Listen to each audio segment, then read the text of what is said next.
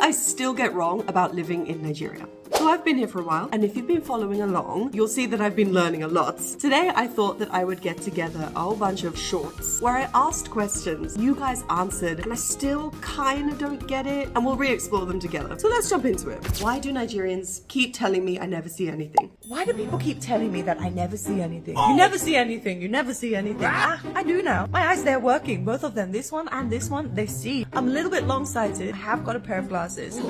Technically speaking, I am supposed to be wearing these. I might occasionally walk into a wall, but that's about it. I see everything. Sure. Honestly, there are so many things about Nigerian English where I'm like, huh? Okay, I just want to pause.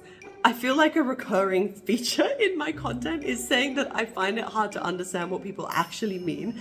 I apologize that I keep reiterating that, but please know that it's like one of the biggest banes of my life, whether I'm in Nigeria or not in Nigeria. Let's keep watching.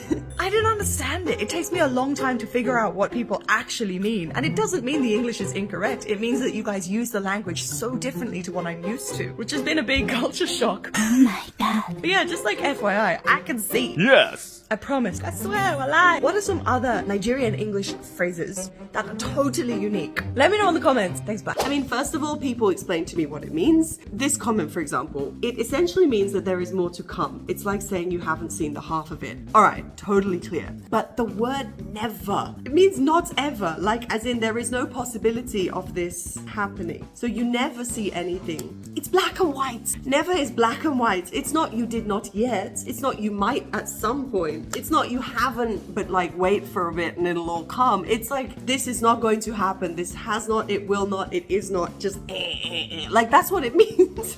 Just a quick pause to thank today's sponsor, Tenalytics. They help people in the US, UK, and Canada land high-paying tech roles fast through results-driven strategy. They even guarantee you job interviews. Check out Tenalytics after you've watched this video at the link in the description. The other day, I ordered some food on Chowdeck, and I had this whole issue where like I gave slightly wrong address to the guy without meaning to, and the security in my place really helped me out by trying to find the guy. And so when I went downstairs, I was like, hey, has he arrived yet? And the security guy, he was like, he never arrived, he never come. And it took me a minute, because like, he never come. What, does that mean that the order's cancelled? Like, do I need to ask for a refund? I spent like, a couple of seconds processing it, and then I used my logic and my brain, and I was like, okay, I understand he has not arrived yet. But that was another example of never being used in a way that is surprising to me. I'm slow. What can I say? Stuck in my ways. Okay, somebody said another phrase is, can you hear the smell? I mean, like, okay, so when you're driving and you really need to focus on where you're going, and in order to see clearly, you need to turn the volume down. Is it like that? Is it like an overlapping of, like, I don't know what that means. Help me out, because to be quite honest with you, no, I can't hear smells. I can, however, see smells. Like, I've got this thing where, like, smells and sounds have colors. So do objects, so do people. My boyfriend's purple, don't ask me why, I don't know. I myself am a confusing sort of orange blob in my brain. That could just be because my favorite color is orange. Another phrase in Nigeria is 70 years old man. Is this a reference to something? I like, genuinely, I don't know. I mean, what do you call 20-year-old men 70-year-old men as well? Like, what does it mean? What do 70-year-old men have that, like, that could mean? Grandkids? A pension? A really great career history? Bad hearing? Hearing loss? Glasses? Really good stories. I tell you what, when my babe is 70 years old, oh my god, the stories that man is gonna tell. He already tells old man stories. Like, we were sitting around having a barbecue the other day, and he was like, back in the beginning, and then he just started off on a whole like myth, but put himself in the myth as if he was there. He was like, the atoms that were around at that time still there in my body. He's practicing. One day he will have a host of grandkids, and he'll tell them stories about when he was a young man. It will come, and at that time I will celebrate his age and wisdom. Yes! Is calling someone fat a compliment in Nigeria? Is it a compliment to call someone fat in Nigeria? So a good friend of mine, my boyfriend's, came over to our house a few weeks ago, and we hadn't seen him in a while. And he said, you're looking fat, you've gained weight, you're looking plump. Your boyfriend must be taking care of you. I was like, hey, What? What? How can you tell? I mean, I know I'm getting fluffy. I know I'm getting fluffy. I mean, I'm the one who's putting the food in my mouth in order to become fluffy. I'm fully aware of it. I don't like it, but I'm aware. But I didn't know that it was that visible to other people. I mean, look, I could be the size of a whale. And in my culture, you'd never point that out. But here, I mean, okay, I get it. They can see how happy and content I am by the level of fluff on the outside of my body. Wow. But in Western culture, oh, if you point out someone's weight, even if you know they've gained weight because they're in a happy relationship, that's so rude. Yeah. It's like asking, how old are you? Or how much money do you earn? Like, look, I know I don't fit into like 90% of my trousers. And I know that it's 100% because I've been eating too much delicious Niger food. But I don't need you to tell me that. Now, I know my friend meant it in a good way and no hard feelings. But because of my cultural background, I couldn't help but feel a little bit sad that I was fat. So I've got to ask, Nigerians, how do you feel if someone compliments you like this? Are you feeling good or do you feel the same as me? Let me know in the comments. Thanks, bye. So since creating this video, I have in fact gained more fluff. I don't know if you can see from my face compared to in there. I still have mixed feelings about it. On the one hand, my boyfriend is definitely looking after me. I'm enjoying my life. It shows, I get it. But on the other hand, I don't want to be fluffy. I don't want to be fat. I don't want people coming up to me and saying, hey, you look different. You look healthier. I used to be stick thin. I was a straight up and down. Anyway, reading the comments, a lot of people said like, you know, being fat is a serious compliment. Lean, on the other hand, is like a diagnosis of a disease. There's slim, there's chic, and then there's like heroin chic, where you're like, okay, are you okay? Ah, Orobo, your body don't do roll. Shake 'em is a compliment. Ah, I really hope my body never rolls. I don't want rolls. I would fast. I would fast. This person says, in Nigeria, saying you are thin means you are unhealthy, whilst you are fat means you are healthy. For obese men, we don't comment, but for overweight women, expect sexual comments or compliments. I mean, also, like, if you've put the weight on the right parts of your body, the right parts, you know, the curvy bits of your body, then okay, you're augmenting bits that are would maybe be complimented in that context. Okay, I get it. See, the thing is, right, I have been distributing fluffiness a little bit too much on my belly recently, and I feel like that is not one of the areas where you would receive compliments. Like, no one's gonna be like, oh my god, your belly's so big, I love it. No, I don't think that's gonna happen. So maybe I need to have a word with like the distribution centers, you know, like, can you please rearrange, have another think about where you're putting the fat. Yeah. How I turn ever. I will get it. What are you doing? Okay. To the left. Yeah, to the right, to the right, to the left, to the left.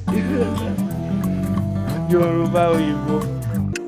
I started turning eba like that because I just felt like, maybe that would help. Not because I thought it was the right way to do it or anything. Thing is, right, I sometimes am really tired, and I also like, I'm not the strongest of people. And so to turn eba, there was one day where I was just like, oh, I am so tired, like I can't even be doing this. Let me just use my feet to hold it and I'll have both of my hands. And so when I lived in Vietnam, it was normal to use your feet to hold something whilst you were doing something else. So for me, it was perfectly logical to think, all right, my feet are like extensions of my hands. I may as well just use them to help this thing go easy. I did not know that this is how you make amala. But the good news is that given the fact that this is perfectly normal to me, I'm sure I'll be able to make amala. I just haven't tried it yet. Why is this Nigerian toilet paper scented? I bought some toilet paper the other day and it was scented. Now my bum bum smells like roses. I've never seen toilet paper that's scented. At first I was like, this is weird. Yes. I don't know how to feel. And then I was like, might buy it again. And then I bought it again, and now that's just like what we use at my house. The question, how did this come about? Because isn't the idea that you just use it and move on with your life? It's not gonna leave the bathroom with you. So why does it need to be scented? The only scented thing that I'm usually seeing in bathrooms is soap. Maybe the occasional air freshener. I'm not complaining. I like it. I thought I'd just ask why. Also, is it just a Nigeria thing, or do other places also sell this and I've just been missing out my entire life? Let me know in the comments. And as always, you're welcome for very, very important and informative content. Thanks, bye! I made this video because I genuinely did wonder, like, it's a thing here and it hasn't been a thing to such an extent in any of the other places I've lived. And I've lived in Australia, India, Vietnam. So, like, I've moved around. I have bought toilet paper, and I never saw such an abundance of scented toilet paper until I came to Nigeria. And I asked why. And I got all sorts of really funny comments. Like, that's another thing. My comment sections, you guys are hilarious. Yeah, bomb equals certified Nigerian. I mean, it was one of the first things I said because it's actually the most adorable way of talking about a bum that I have ever heard. And I feel like, why would I ever say anything else ever again? Honestly, when I go to school, I always take a wad of scented toilet paper or steal from my friends and stick it under my locker. So when I want to grab something, the scent just hits me and I instantly relax. So you use it like an air freshener in your locker. Fair enough. Like, I feel like a whole air freshener might be a little bit much for a locker. So a little bit of scented toilet paper does the trick. Unconventional, but I like it. This one said, I just checked mine and realized I use a rose scented one. How did you not know? Do you not smell it? Does your bum not smell like roses? Hey, and this one says, oh Zoe, all that oil in the food has to count for something. So nice smelly tissues have an end role to play. I think I might just end this one on that note. Why do Nigerians call food sweet when it is not? Why do Nigerians call food sweet when it's not sweet? The first time I came in contact with this, I had just cooked my boyfriend food. Looking back, that was quite a large compliment. I managed to make him sweet food the first time. Although the one complaint he did have was there's no pepper. But at the time I was like, is it sweet? I didn't put sugar in there. Did I put sugar in there? Did my ancestors put sugar in there? Because I wouldn't put it past them, you know. They're not Nigerian. I had to tell him, wait till let me try it. Wait a minute! It wasn't sweet. And that was somewhat of a relief because, you know, I made a point of not putting sugar in there because I know that my boyfriend does not like sugar in food. When we met, it was in Vietnam and he told me he couldn't eat a lot of the food there because it was too sugary. So I decided to make a video today to ask why. Why? It's not wrong, it's different and I want to know why. How did people start calling good food, delicious food, sweet? Let me know in the comments. Thank you, bye. I have accepted that one calls delicious food sweet, although my brain is like, it's not sweet, it's savory. And I still have this like logic disconnect. So let's read the comments. The thing is that most Nigerian languages are quite literal and not as nuanced as the English language. The Yoruba will say odun, meaning it's sweet. Did I say that right? And the Igbo will say odi uto, meaning it's sweet, when referring to something that is considered sweet, savory, or delicious. Okay, my apologies for potentially butchering those two phrases. The rest of the comment says, so you'll notice that our English speaking, especially Pidgin English, often leans towards the literal translations of our dialects. Ah, this person is talking about the Tiv language. In Tiv language, this food is delicious is... I'm not going to try to say that because I might butcher it. I'll put it on the screen.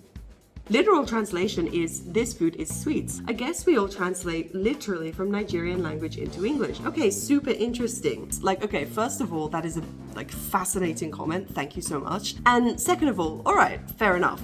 Thing is though, why is savory food described as sweet in that language also? Is the word sweet in these languages more nuanced than the word sweet in English? Or do people simply describe a savory food as sweet and the meaning, you know, it's just context, people just understand? Is that the case? To be fair, there doesn't even really need to be an answer to this. Like, it could just be that's the way it is, that's fine.